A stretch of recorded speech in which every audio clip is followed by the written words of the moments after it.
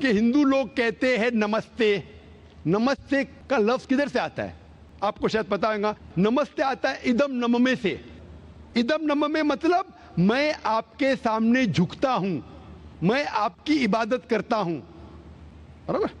ادم نممے. آپ کہنا چاہتے میں آپ کے اندر ایشور کی عبادت کرتا ہوں. مثال کے طور پہ وہ آدمی چور ہے, وہ غلط کام کر رہا ہے, بلاತ್ಕಾರ کر رہا ہے, آپ اس کو ایشور بولیں گے؟ آپ ایشور کو اتنا گھٹیا سمجھ گئے؟ وہ بلاತ್ಕಾರ کرنے والے انسان کو بولتے ہیں آپ ایشور ہے.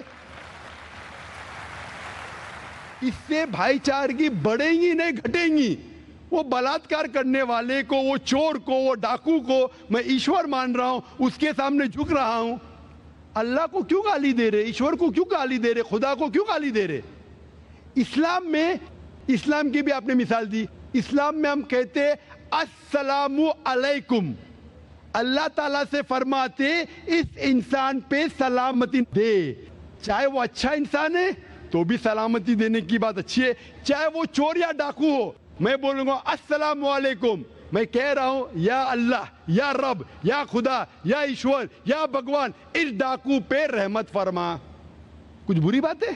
نہ میں اللہ کو گالی دے رہا ہوں, اس کے لیے دعا دے رہا ہوں کہ تو غلط کام چھوڑ اور صحیح راستے پہ آ. اگر میں اس کو خدا مانوں گا تو خوش ہو جائے گا, وہ اور چوری کرے گا, وہ اور بلاತ್ಕಾರ کرے گا. کوئی بھی دھرم میں یہ نہیں سکھاتا. یہ دھرم کے ماننے والے اپنی خود کی ایجاز کرتے ہیں, اسے کہتے ہیں انوویشن, بدعت.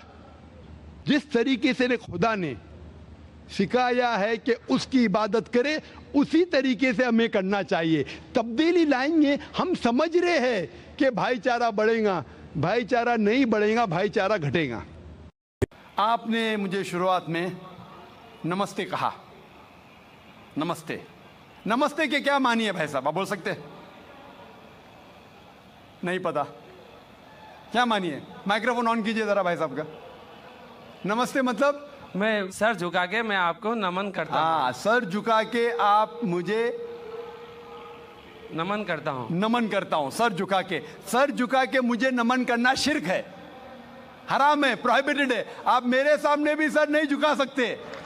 چاہے آپ مجھ سے محبت کرتے ہیں, چاہے آپ میری عزت کرتے ہیں, پھر بھی آپ میرے سامنے سر نہیں جھکا سکتے. سر جھکانا چاہیے تو صرف خدا کے سامنے, اللہ کے سامنے, اور میں خدا نہیں ہوں.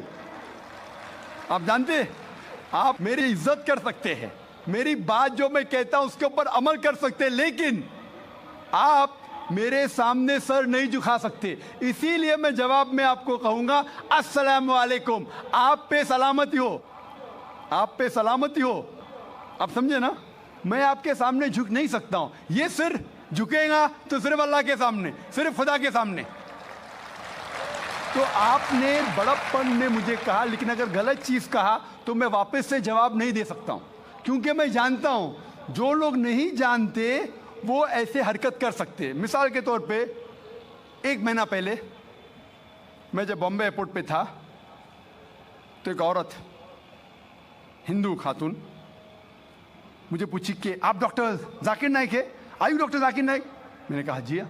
او, میں آپ کا روز پروگرام دیکھتی ہوں. میں دبئی سے 25 سال کے بعد بمبئی میں آ رہی ہوں, 25 سال کے بعد ہندوستان میں آ رہی ہوں. اس کی سر پہ ٹکا تھا, ہندو عورت تھی.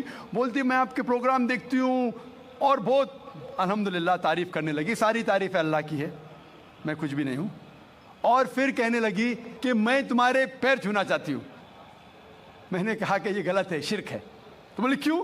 وہی جواب میں نے دیا, آپ جو بھی کہو میں آپ کی بات مانوں گی. تو میں نے کہا آپ قرآن مجید پڑھیے, قرآن مجید پڑھیے اور اس کے اوپر عمل کیجئے. اور میں نے تقریر دی ہے similarities between Islam and Hinduism. اسلام اور ہندوازم میں یکسانیت, اور ثابت کیا ہے کہ ہندوازم میں بھی لکھا ہے کہ آپ صرف ایک ایشور کی عبادت کرنا چاہیے, جتنے رشی آنے والے ان میں ماننا چاہیے, اور محمد صلی اللہ علیہ وسلم میں بھی. تو آپ کو اگر قرآن اور ویدا پہ عمل کرنا چاہیے جو یکساں ہے, آپ کو ایک خدا میں ماننا پڑے گا اور آخری پیغمبر محمد صلی اللہ علیہ وسلم پر.